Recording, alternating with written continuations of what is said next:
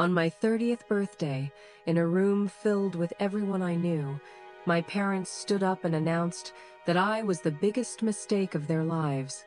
They thought I would shatter. They expected tears. They had spent 3 decades building my cage, and they expected me to rattle its bars in despair. What they didn't know was that I was holding a secret that would not only silence them but dismantle the very foundation of their world. If you've ever felt invisible in your own family, if you've ever been the anchor for a ship that's determined to sink, you're going to want to hear this. My name is Maya, and for as long as I can remember, I've been the responsible one, the fixer, the quiet pillar holding up the crumbling facade of my family's dreams. While my story ends with a moment of shocking silence, it begins with a gentle, familiar scent of old books and broken promises. If you're watching this right now, drop a comment letting me know where you're viewing from. And before I tell you how I turned their ultimate betrayal into my final liberation, the heart of my world has always been a small, struggling bookstore called Clara's Corner. It wasn't just a business. It was my grandmother Clara's legacy. It was a magical place in my childhood. A sanctuary filled with towering shelves that smelled of vanilla and aging paper, where sunlight streamed through the large front window, illuminating dust motes dancing in the air like tiny, golden fairies. Grandma Clara was my everything. Where my parents saw a practical, quiet child, she saw a burgeoning artist. Where they saw an obligation, she saw a kindred spirit. She nurtured my love for art, buying me my first set of professional drawing pencils when my parents scoffed at the expense. And she framed my childish sketches as if they were masterpieces, hanging them in her small apartment with genuine pride. To my parents, Richard and Helen, the bookstore was less of a legacy and more of a burden, a stage for their artistic but financially disastrous ambitions. My father, Richard, fancies himself a poet, a misunderstood bard born in the wrong century. He spends his days behind the counter, a leather-bound journal always open, scribbling verses that never find a publisher. He sees customers as interruptions to his creative process. My mother, Helen, claims to be a curator of rare books, but in reality, she just buys expensive, unsellable first editions with whatever little money the store makes, creating what she calls an atmosphere of literary prestige. And then there's my younger brother, Ethan, the golden child, the prodigy. At 27, he is a musician, which means he plays guitar in dimly lit bars for a handful of friends and lives in a state of perpetual creative crisis that requires constant financial and emotional infusions from our parents. He's the sun, a brilliant, burning star around which we all must orbit. I am the distant, functional planet, rarely seen but providing the essential gravitational pull that keeps his world from flying apart. This dynamic was cemented long ago, carved into the stone of my earliest memories. When I was 10, I won the citywide youth art competition. It was the proudest moment of my young life. The award ceremony was on a Saturday. I wore my best dress, my winning drawing a detailed charcoal sketch of the bookstore tucked carefully under my arm. My parents had promised to be there. But an hour before we were supposed to leave, Ethan, then 7, threw a tantrum. He had just seen a commercial for a monster truck rally happening that same day, and he decided he had to go. My pleas, my tears, meant nothing. "Maya, it's just a certificate," my father had said, his voice laced with that familiar tone of weary impatience. "But this is an experience for your brother. Be a good sister." I went to the ceremony with Grandma Clara. I stood on the stage, accepted my blue ribbon, and smiled for the camera, all while my family was miles away, cheering for crushing metal. The most defining wound, however, was carved when I was 18. I had worked 2 grueling part-time jobs all through high school, waitressing and stocking shelves. saving every single penny for my dream of attending a prestigious art college in New York. I had amassed nearly $15,000. It was my pride, my ticket out, a tangible monument to my discipline and sacrifice. A week before my non-refundable tuition deposit was due, the money vanished from my savings account. I found my parents in the kitchen, the air thick with their guilt. My father was staring intently into his coffee cup. My mother was wringing her hands. "Ethan had an opportunity," she explained, her voice a masterclass in feigned apology. "A producer in Nashville heard his demo. He said Ethan has it, but he needed new equipment, studio time, and money to get there. It was his big break, Maya. We couldn't let it slip away, you understand." I didn't understand. I felt a cold, hollowing rage that was so profound it left no room for tears.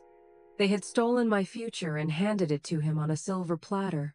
Ethan went to Nashville, spent the money in 3 months on rent, bars, and a vintage guitar, and came home with nothing but a new tattoo and vague stories of creative differences. I ended up at a local community college, taking night classes so I could work full-time during the day to pay for it. I never saw a penny of that money again. There was no apology, only a suffocating, unspoken expectation that I, as the responsible one, should be happy to make sacrifices for my brother's art. They didn't even come to my college graduation. I had graduated with honors, the first in our family to do so. The ceremony was on a Saturday afternoon. I had saved them seats, my heart pounding with a pathetic, desperate hope that this time would be different. An hour before it started, my mother called. "Honey, I'm so sorry," she began, the telltale sound of fake sympathy in her voice. "Ethan's car broke down on the highway. Your father had to go get him. There's just no way we can make it." Later, I saw a picture on social media. Ethan, grinning, with a group of friends at the beach. His car trouble was that he had simply run out of gas after a weekend trip. It wasn't an emergency. It was just another Tuesday for Ethan. But in my family, Ethan's minor inconvenience always outweighed my major milestones. After graduation, I landed a good job as a graphic designer. I moved into a small apartment and, for a few years, felt a semblance of independence. But the bookstore was failing. My parents' mismanagement had run it into the ground. They were facing foreclosure. So, I did what I always did. I stepped in. I moved back home under the guise of saving money, but in reality, I was pouring nearly half of my salary into Clara's Corner every month, paying for inventory, covering utilities, handling the accounting they so conveniently ignored. They took the money without question, entitlement etched on their faces. This was my duty, my penance for not being the creative genius Ethan was. I was the workhorse, funding the dreams of others. I told myself I was doing it for Grandma Clara, to keep her memory alive. But deep down, I knew I was just enabling the same toxic pattern that had defined my entire life. I kept telling myself that one day they would see me, that they would finally acknowledge my sacrifices. I just never imagined that when they finally did, it would be to try and erase me completely.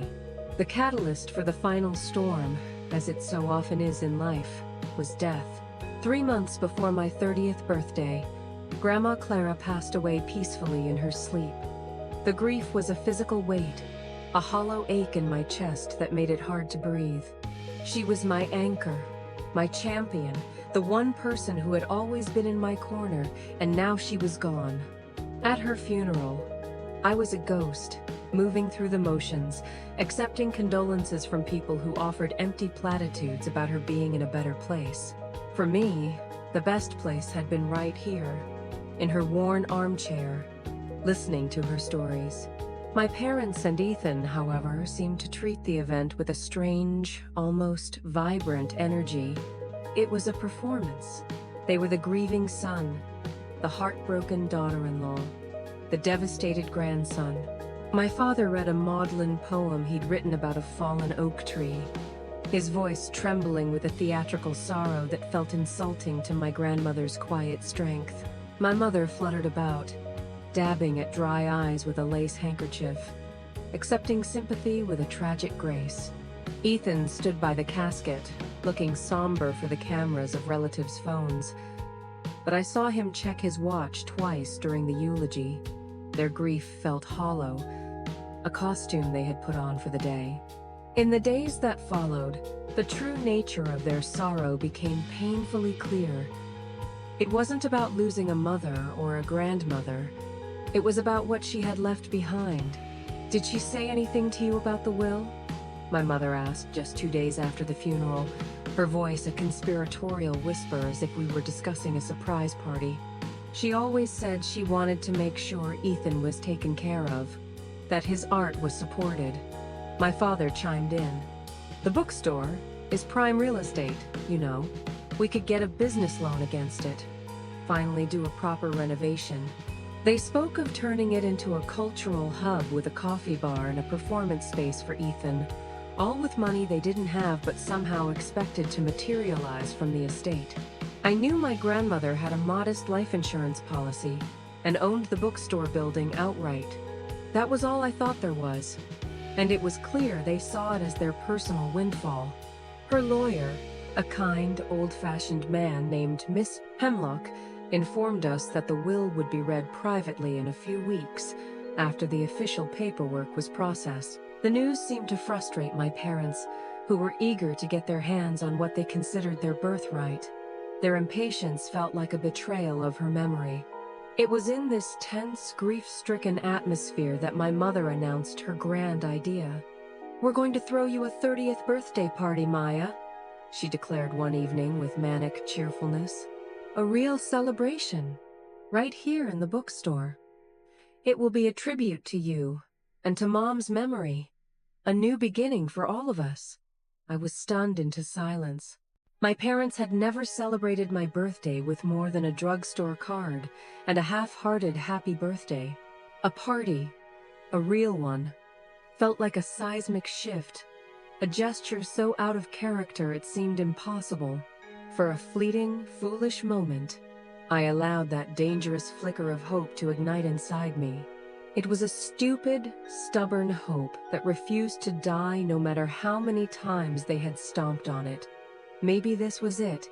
Maybe with Grandma gone, they finally realized how much I did for them. Maybe they saw the adult I had become, the one holding their world together. Maybe they wanted to make amends, to finally celebrate me. They insisted on planning everything, brushing off my offers to help with a patronizing wave. "No, no, this is your special day," my father said, patting my shoulder with an uncharacteristic show of affection. "You just relax and let us handle it. It's the least we can do." The phrase "the least we can do" should have been a red flag, a blaring siren, because in my family, it was always a prelude to them doing far, far less for me and far more for themselves. That little flame of hope was the most dangerous thing I could have felt. It was the calm before a storm I never saw coming, a storm they were orchestrating just for me. The planning for my 30th birthday party began immediately, and it quickly became apparent that I was not the guest of honor, but a silent financier and an inconvenient afterthought. The illusion of their generosity shattered within the first 24 hours. My mother presented me with a list of essentials for the party, written on expensive stationery. It included artisanal cheese platters from a gourmet shop downtown, cases of a specific French wine my father liked, and a custom-designed cake from a high-end bakery she'd seen in a magazine. "It's all about the aesthetic, Maya," she explained. When I gently pointed out that we could opt for more affordable choices, she looked at me with genuine offense. "Maya, this is a celebration of you," she said, weaponizing my own name against me. "We can't cut corners. It has to be perfect." The unspoken conclusion was that I would be the one to pay for this perfection. That evening, she forwarded me the invoices. They totaled over $1,000. With a heavy heart, I transferred the money from my personal savings. the fund I had been painstakingly building for a desperately needed new laptop for my design work. I told myself it was a one-time expense for a milestone birthday. Next came the guest list. I gave my mother a short, carefully curated list of 20 names, my close friends from work who would become my real family. A few old college buddies I still cherished, and my best friend Sarah. A week later, I saw the draft of the invitations she was designing on her computer. My list had been completely ignored. In its place were over 100 names. My parents' business associates, most of whom had declined to fund my father's poetry chapbooks, members of my father's pretentious poetry circle, wealthy patrons of the arts they were hoping to impress, and every single one of Ethan's bandmates and industry contacts. My name was at the bottom of the invitation, almost an afterthought. Join us in celebrating Maya's 30th birthday. When I confronted her, my mother waved her hand dismissively. Oh, honey, your friends are welcome, of course. Just have them RSVP. But this is a wonderful opportunity to network, to get some influential people into the store. It's for the good of the family. My birthday party had been hijacked and turned into a marketing event for their failing business and my brother's stagnant career. I felt a familiar, sinking feeling of being utterly erased. The small humiliations kept piling up, like 1,000 tiny paper cuts. I wanted a simple chocolate cake, my favorite since I was a child. They ordered a 3-tiered lemon raspberry confection because, as my mother put it, it's more photogenic for social media. I suggested a playlist of my favorite indie music, the songs that had been the soundtrack to my life. They hired a live jazz trio my father knew, who played sleepy, self-indulgent music that made the bookstore feel like a dentist's waiting room. During the setup, Ethan decided the layout I had suggested wasn't conducive to his creative flow. He rearranged all the furniture to create a makeshift stage for himself near the front window, effectively making him the focal point of the entire room. My parents praised his artistic vision. My best friend, Sarah, saw it all. She came over the day before the party to help, and her face grew more and more concerned as the hours wore on. She watched as my mother directed me to hang decorations from a wobbly ladder while Ethan sat on a stool, strumming his guitar and providing ambiance. She saw my father taste test the wine while I hauled heavy boxes of supplies from my car. After my mother criticized the dress I had chosen to wear, a simple, elegant black dress, I loved suggesting something more festive and less funereal. Sarah pulled me into the back office, her expression thunderous. Maya, what in the world is going on? She asked, her voice gentle but firm. This isn't a birthday party for you. This is the Richard, Helen, and Ethan show. You're just the producer, the stagehand, and the bank. Hearing someone else articulate my deepest fears shattered the fragile denial I had been clinging to. The tears I had been swallowing for weeks finally came. Hot and bitter. I know, I whispered, the words choked with shame and exhaustion. I just wanted to believe, just for once, that they were actually doing something for me, that I was worth celebrating.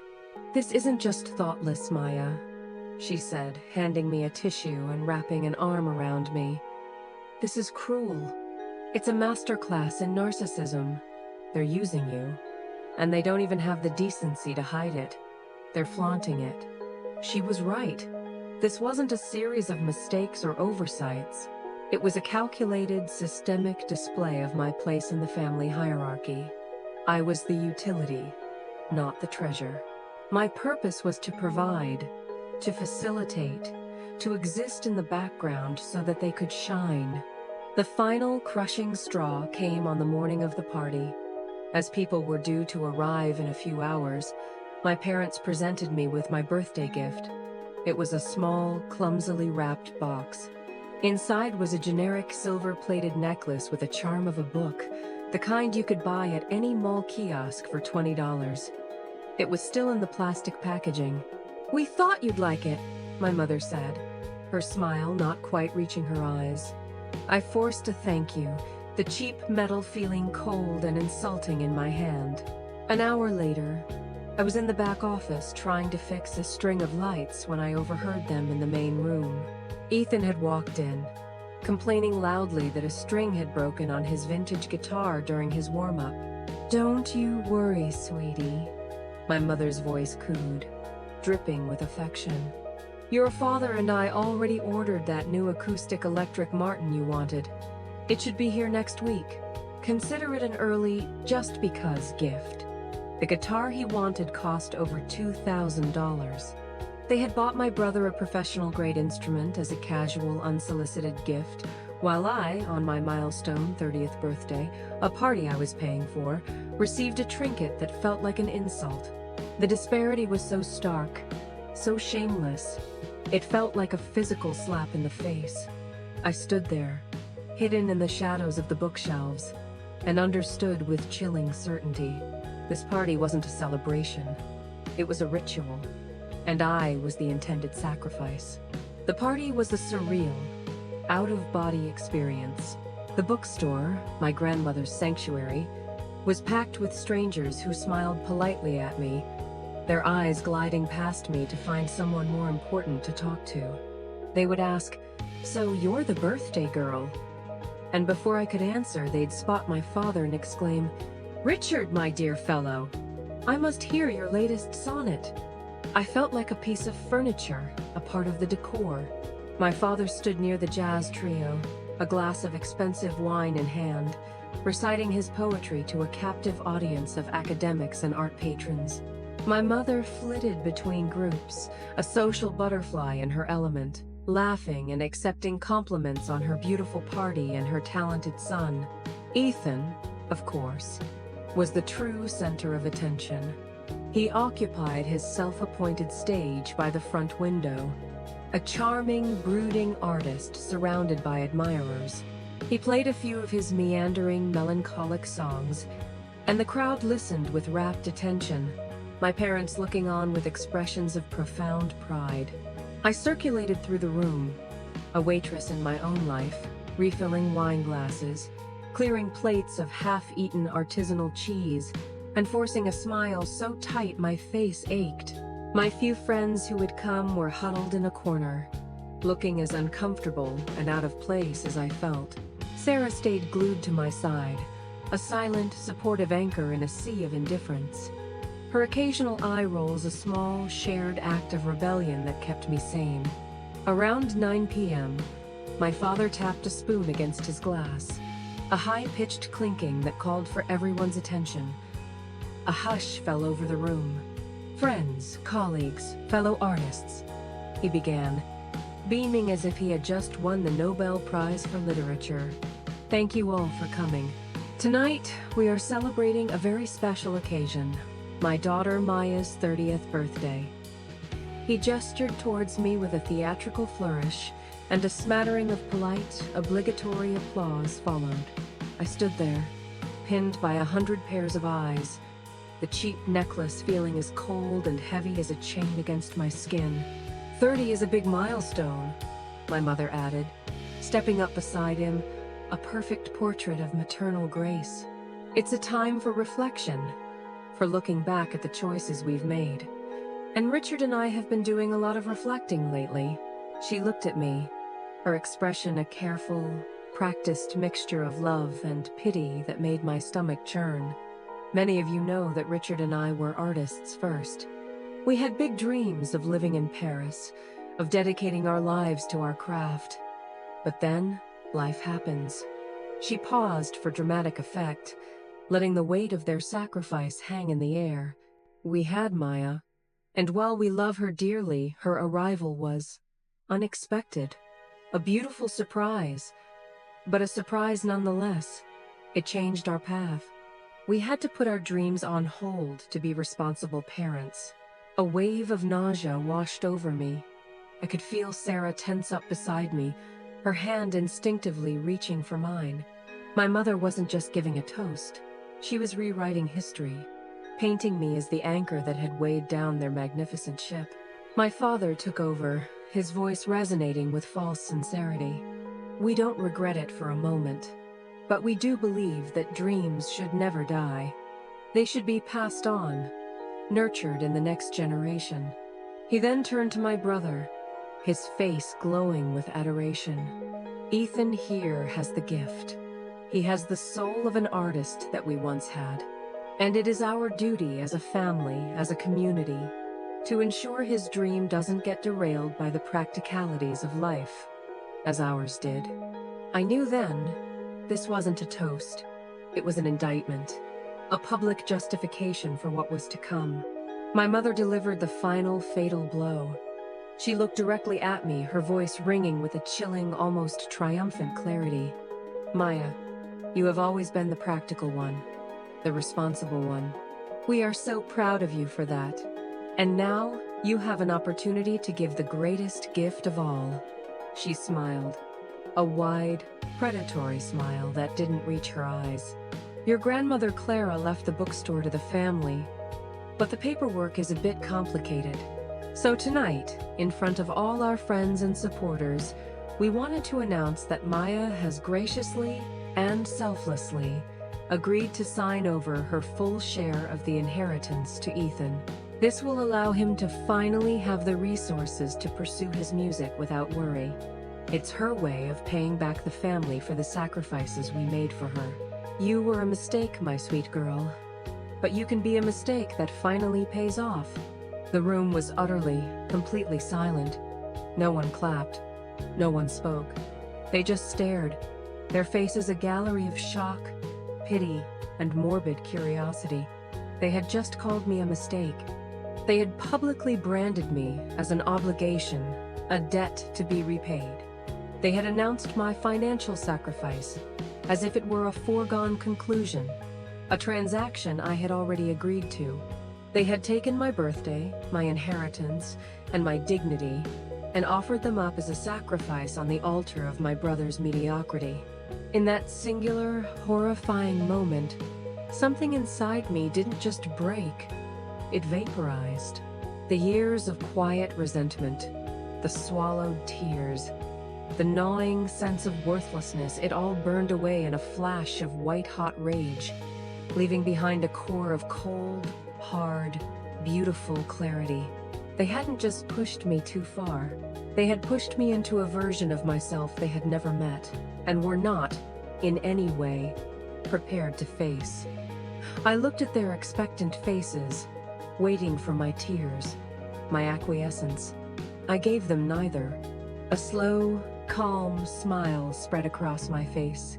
It was time. The secret I held was not one of my own making, but a final, brilliant, and strategic gift from the one person who had always been on my side, Grandma Clara. The day after her funeral, before the performance of grief had even faded from my parents' faces, Mr. Hemlock, her lawyer, had called me. "There is a private addendum to your grandmother's will, Maya," he had said, his voice grave and kind. "It is for your eyes only." She was very specific and very insistent about that. We met the following day in his dusty, book-lined office that smelled of leather and wisdom. He handed me a thick, sealed manila envelope. "Your grandmother was a very wise, very observant woman," he said, peering at me over his spectacles. "She loved your parents, but she was not blind to their nature. She saw your sacrifices. She saw everything." Inside the envelope was my real inheritance. It turned out, Grandma Clara was not just a humble bookstore owner. She had been a shrewd and secret investor for decades, taking the small profits from the store's early, successful years before my parents took over and investing them wisely in a portfolio of tech stocks and undervalued real estate. The bookstore building, the asset my parents were salivating over, was just a fraction of her true worth. The documents in my hands, crisp and official, detailed a diversified portfolio worth nearly $3 million. And she had left every single penny of it in an ironclad, legally untouchable trust, exclusively to me. But that wasn't the weapon. The real weapon was the letter she had written to me, a 5-page, handwritten document in her familiar, elegant script. It was both a loving farewell and a strategic masterpiece. In it, she explained everything. She detailed how, for the past 10 years, my parents had been systematically taking money from her, not just from the bookstore, but from her personal accounts. They called it loans for Ethan's career. Investments in the store, help with their bills. They were never repaid. She had kept meticulous records. Enclosed in the envelope were copies of bank statements with transfers circled in red ink, and photocopies of checks they had cashed, totaling over $200,000. "My dearest Maya," the letter began, "if you are reading this, I am gone, and I am so sorry to have left you to navigate your family alone. I see how they treat you. I have always seen it. You are the steel spine of a family that would have collapsed into a pile of poetic dust long ago without you. They do not see your strength.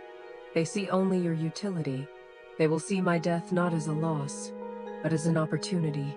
They will try to take what little they think I have left. They will tell you it is for Ethan, for the family. Do not let them. This money is not for them. It is for you. It is your freedom, your escape hatch, your chance to build a life where you are the masterpiece, not the frame. I have given you the records not for revenge, but for protection. It is proof of their character. Use them if you must. Build the life you deserve, my brilliant, resilient girl. Don't let them dim your light for a moment longer." And reading her words, I had sobbed not just from grief, but from the overwhelming relief of being truly seen. My grandmother had given me more than money. She had given me validation, permission, and a shield forged from her love and foresight. For weeks, I had kept this secret, unsure of how or when to use it. A part of me, the part conditioned to be the peacemaker, had hoped I wouldn't have to. I had hoped my parents would, for once, do the right thing. Their spectacular performance at my party had shown me just how foolish, how naive that hope was. Before the party, after my conversation with Sarah had solidified my resolve, a cold certainty had settled over me. I called Mr. Hemlock. I told him I suspected my parents might try something publicly regarding the inheritance. He was not surprised. "Be prepared, Maya," he had advised. "Your grandmother left you the tools for a reason. Don't be afraid to use them." On his advice, I had made crisp professional copies of the most damning evidence: the summary page of the $3 million trust, the bank statements showing large transfers to my parents' accounts, and Grandma Clara's letter. I had even arranged for Mr. Hemlock to be on standby. I asked him to join the party as a friend of the family around 9:30 p.m., explaining the situation. He was to wait quietly in the back office until I came for him. He was my ace in the hole, my witness, my legal authority. He had arrived just moments before my father's speech began, slipping in unnoticed. As I stood there in the dead silence following my mother's horrific announcement, I felt my grandmother's strength flowing through me. My plan had been defensive, a contingency in case things went wrong. Now it would become my offense. They thought they had cornered a mouse, a quiet little creature they could easily crush. They were about to discover they had trapped a lioness who held the keys to their cage, and she was done being quiet. I held their gazes, my smile never wavering, and I took a slow, deliberate step forward. The show was about to begin, but they had completely misunderstood who the star was. The silence in the room stretched for what felt like an eternity, thick and suffocating. My parents and Ethan stared at me, their expectant smiles having curdled into masks of confusion and impatience. They had anticipated a scene, tears, protests, a dramatic collapse that would affirm their narrative of me as an overly emotional, unstable daughter who ultimately knew her place and would fold under public pressure. I gave them nothing but serene, unwavering silence. "Well?" my father finally prompted. an edge of irritation in his voice. The crowd was starting to shift uncomfortably, and he was losing control of his audience. "Aren't you going to say anything, Maya? A simple, thank you for this opportunity would be appropriate." "Oh, I have a few things to say," I replied, my voice cool and clear, cutting through the thick tension like a shard of glass. It didn't sound like my own voice. It was steadier, colder. "But first, I think we're missing a key guest for this particular discussion." I turned and walked towards the back office, every eye in the room following my every step. I opened the door. "Mr. Hemlock," I said warmly. "I believe it's time." Mr. Hemlock stepped out, a distinguished figure in a tailored suit, his calm presence radiating an authority my father could only dream of. A murmur rippled through the crowd as people recognized the city's most respected estate lawyer. My parents exchanged panicked glances. Their script had just been thrown out the window. "What is the meaning of this?" my mother hissed, her voice a low, venomous whisper as I approached. "What is Clara's lawyer doing here?" "Grandma Clara's lawyer is here because this discussion, as you so publicly initiated, concerns her estate," I said, walking back to the center of the room. "And you seem to be under a few grave misapprehensions about it." I turned to face the crowd of stunned guests. "I want to thank my parents for this unforgettable party, and for their very public announcement.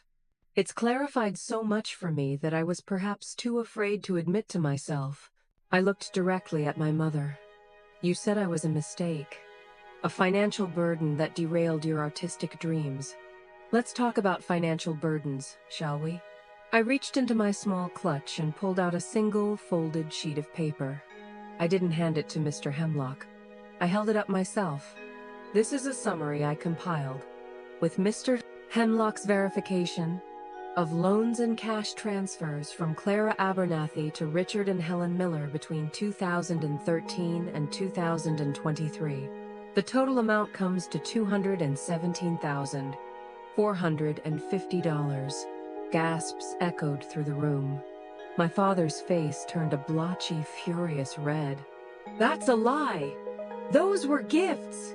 She was our mother. She wanted to help us with the business." "Were they?" I asked calmly, pulling out a second document, because according to this signed promissory note from 2018, you borrowed $50,000 for Ethan's record label, promising to pay it back with interest within 2 years. It's been 5.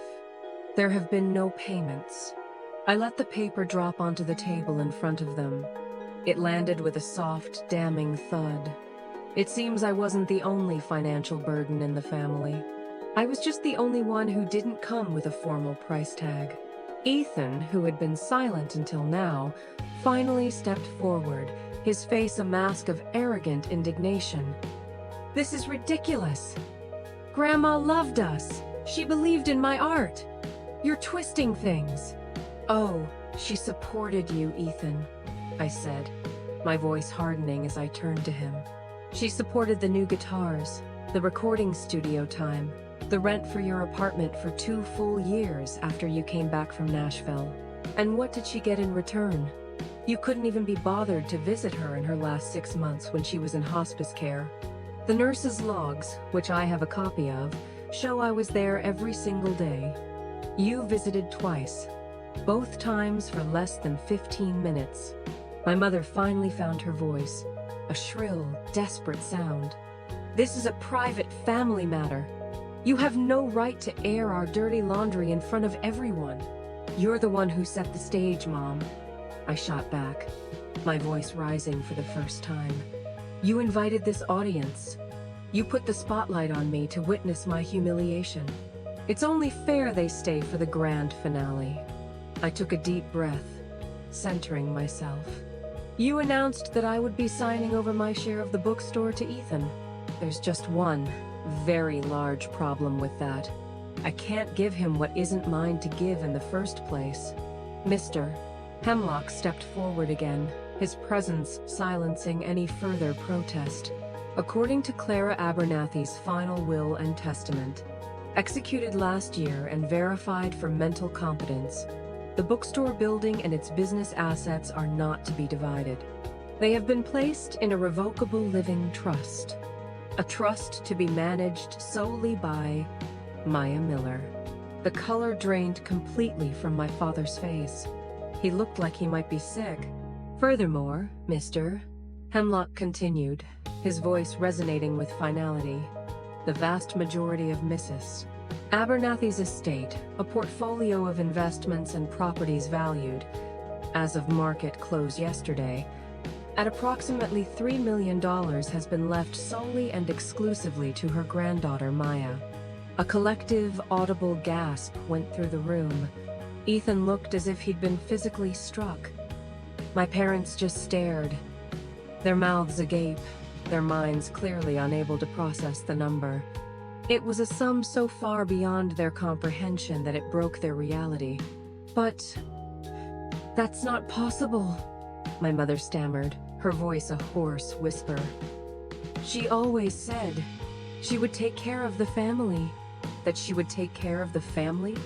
I finished for her, my voice laced with a sorrow they would never understand. She did.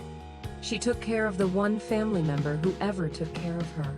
I pulled out the final item from my purse, my grandmother's letter. I held it up, and she left me this, a 5-page letter explaining exactly why. She documented every dollar you took, every promise you broke. She knew you would do this. She knew you would see her death as a payday. I held their trembling, terrified gazes. You wanted me to pay back the family. You stood here and called me a mistake. Well, this mistake now owns your home. The bookstore, which is the only thing keeping a roof over your heads and providing your income, is under my complete control. This mistake is now the wealthiest person in this family by a very, very wide margin. I paused, letting the full weight of my words sink in, watching their world crumble in real time. The silence was absolute. No one moved. No one breathed. My parents and brother stood frozen, utterly broken, their public power play having backfired in the most spectacular and humiliating way imaginable. So, no, I said, my voice dropping to a near whisper, but carrying to every corner of the silent, shocked room. I will not be signing anything over. The party is over. For all of you. In the deafening silence that followed my declaration, the first person to move was Sarah. She walked over, wrapped her arm around my shoulders, and squeezed. It was a simple gesture of solidarity, but it grounded me, pulling me back from the icy, sterile ledge of my anger. The guests, caught in the crossfire of a family implosion they hadn't signed up for, began to quietly disperse. They moved with the awkward, hurried shuffle of people trying to escape an uncomfortable situation, murmuring apologies and avoiding eye contact with my shell-shocked parents. They filed out of the bookstore like patrons, leaving a play that had ended on a shocking, brutal note.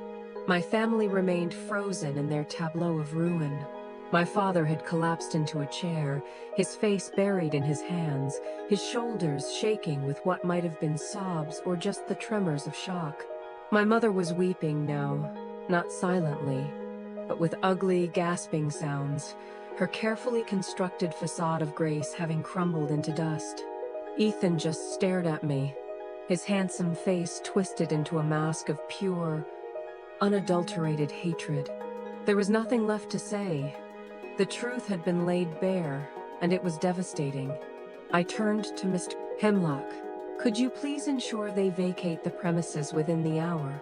I asked, my voice devoid of emotion.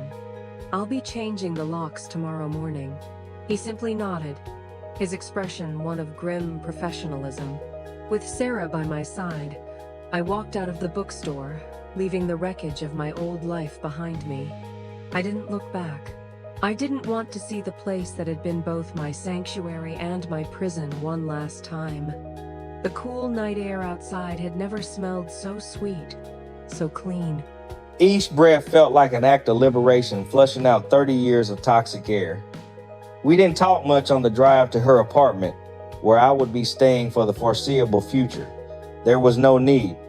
She understood. As I sank onto her comfortable guest bed that night, the exhaustion hit me like a physical blow.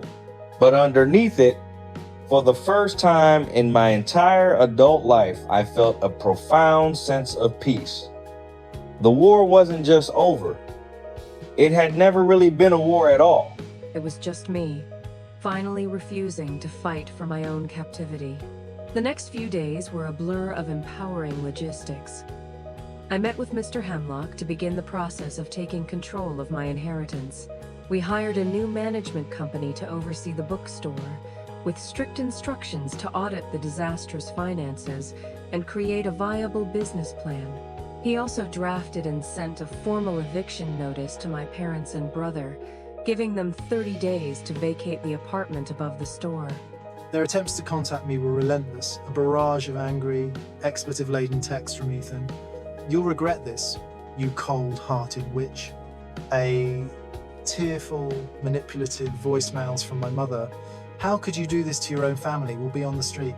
And a single stilted email from my father demanding a family meeting to discuss this rationally. I ignored them all, creating a wall of silence on the advice of both my lawyer and my new therapist, whom I had started seeing immediately. The first major decision I made with my newfound freedom was to leave my old job. The next Monday morning, I walked in and gave my 2 weeks notice. My boss was shocked, but I felt nothing but relief. I began planning my own graphic design studio. It was the dream I had deferred for over a decade, the one I had sacrificed for their sake. Now, there was nothing holding me back. I spent my days scouting for office space, drafting a business plan, and reconnecting with the friends my family obligations had forced me to neglect. I felt lighter, as if I had shed a heavy, sodden cloak I had been wearing my entire life. The guilt I had been conditioned to expect was completely absent, replaced by the thrilling, terrifying, and wonderful prospect of a future that was entirely, unequivocally my own. The initial shock waves of the confrontation had passed, leaving behind the quiet, fertile ground of a new beginning. 1 year later, I stood on the polished hardwood floor of my own downtown studio, Clara Designs, the name a tribute to the woman who had made it all possible. Sunlight streamed through the floor-to-ceiling windows, illuminating the clean, minimalist space where creativity and calm coexisted. My business was not just surviving, it was thriving. I had hired 2 junior designers, both bright young women I was proud to mentor. And we had a waiting list of clients drawn to the fresh, vibrant work we were producing. The success was sweeter because it was entirely mine, built not just on the financial foundation my grandmother had left me, but on the talent and passion she had always encouraged. I had also bought a beautiful loft apartment in a converted warehouse just a few blocks away, a sanctuary of peace and light filled with art that I loved, books that I treasured, and the quiet, contented hum of a life lived on my own terms. The bookstore, Clara's Corner, had also been reborn. Under professional management and with a significant strategic investment from me, it had been transformed. The dusty, cluttered aisles were now bright, airy, and organized. We installed a cozy cafe in the back that served locally roasted coffee and pastries, and it became a neighborhood fixture. We hosted author events, poetry slams, though pointedly not featuring my father, and children's story hours on weekends. It was once again the vibrant community hub my grandmother had always intended it to be. I didn't run it day to day. I had learned the importance of delegation and boundaries, but I served as the owner and creative director, ensuring her legacy was honored in a way my parents never could. It was profitable for the first time in 15 years. And a portion of those profits now went to a literacy program for underprivileged children in the city. My relationship with my family had undergone a painful but necessary reconstruction. After 2 months of complete silence, I had agreed to meet them, but only on my terms. In my lawyer's office, a neutral territory where I held the power, they were diminished figures, the arrogance and entitlement stripped away, replaced by a desperate, weary anxiety. There, I laid out the new reality. I was not going to be their bank anymore. The cycle of dependency was over. However, I also wasn't going to leave them destitute, a final act of grace that I knew my grandmother would have wanted. Through Mr. Hemlock, I had set up a modest monthly stipend for my parents, enough to cover the rent on a small apartment and basic living expenses. It was contingent on two things. They had to attend mandatory financial counseling, and they could never again ask me for money directly. For Ethan, I offered a one-time, non-negotiable choice. I would pay for 1 year of tuition at a reputable music college or a vocational school of his choice. The era of blank checks for his big breaks was over. It was an offer of a hand up, not a handout. My father, humbled by his spectacular fall from grace, accepted the terms with a quiet, defeated dignity. The financial counseling had been a harsh reality check for him and my mother, forcing them for the first time to confront their decades of irresponsibility. He took a part-time job at a local library, shelving books. The irony was not lost on me, but for the first time, he seemed to find a quiet contentment in being surrounded by literature without the pressure of being a failed artist. My mother struggled the most. She tried for months to revert to her old manipulative tactics, the tearful phone calls, the guilt-tripping emails, but they had no effect. Without financial leverage, her emotional appeals were just empty words. Slowly, painfully, she began to change, or at least her approach to me did. Our conversations were stilted at first, but gradually, a new, more honest dynamic began to emerge. She started asking about my life, my work, my happiness, with what seemed like genuine, if hesitant, interest. The old patterns of favoritism were still there, a ghost in our interactions, but they were fading. Ethan surprisingly had taken the offer for music college. Faced with the stark reality of having to support himself, he had chosen education over vague ambition. He was still arrogant and self-centered, but the real world was beginning to chip away at his thick armor of entitlement. He was working a part-time job to pay for his own expenses and, for the first time in his life, was being held accountable for his actions and his talent by professors who weren't his parents. We were not friends, and perhaps never would be, but we had reached a fragile, unspoken truce. The boundaries were clear, and for the first time, they were respected. I no longer dreaded their calls. I visited my parents once a month for a brief, cordial lunch. The deep wounds were still there, and I knew they would always be part of my story. But they were no longer festering. They were beginning to scar over into something I could live with, a reminder of the battle I had won for my own life. Looking back on that disastrous birthday party, I realized it wasn't an ending. It was a violent, painful, and absolutely necessary beginning. For 3 decades, I had defined my worth by how much I could give, how much I could sacrifice for a family that saw my love as an infinite, exploitable resource.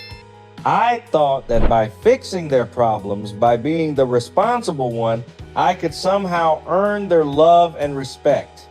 What I finally learned, standing in the ruins of that night, is that you can't pour yourself into people who are determined to remain empty. The greatest lesson my grandmother taught me wasn't about investing in stocks, but about investing in yourself. True family doesn't see you as a resource to be drained. They see you as a treasure to be cherished, and they protect you fiercely. My journey taught me that setting boundaries isn't an act of cruelty. It's a profound act of self-preservation and self-respect. It's about teaching people how to treat you, and sometimes That means walking away from the table when respect is no longer being served. The money didn't change who I was, but it gave me the freedom to finally be who I was without the crushing weight of their expectations and disappointments. My life is now rich in ways that have nothing to do with my bank account. It's rich with purpose, genuine connections with friends who celebrate my successes, and the profound peace that comes from knowing deep in your bones your own intrinsic value. So, I want to ask you all, have you ever had to make a difficult choice to put yourself first, even when it meant disappointing your family or upending the status quo? What did you learn from that experience? Share your stories in the comments below.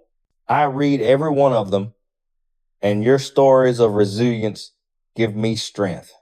And if this story resonated with you, please give it a thumbs up, subscribe to the channel, and share it with someone who might need to hear that their light is worth protecting, no matter who tries to dim it.